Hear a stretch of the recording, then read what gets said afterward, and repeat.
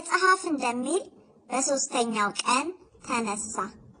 አንደኛ ቆሮንቶስ 15:4 ሙሴ ካደገ በኋላ የፈርዖን የልጅ ልጅ እንዳይባል በእምነት እምቢ አለ። ዕብራውያን 11:24 ሚስት ያገኘ በረከት አገኘ ከእግዚአብሔርም ሞገስን ይቀበላል። ምሳሌ 18:22 ማንም የተጠማ ቢኖር ወደ እኔ ይምጣና ይጠጣ። ዮሐንስ 7:37 በደጅ ቆሜ አንኳኳለሁ።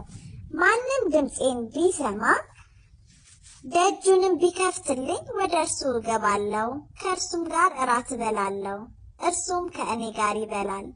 ራእይ 3:20 ምድርና ሞላዋ ለእግዚአብሔር ናት፣ ዓለምም በእርሷም የሚኖሩ ሁሉ።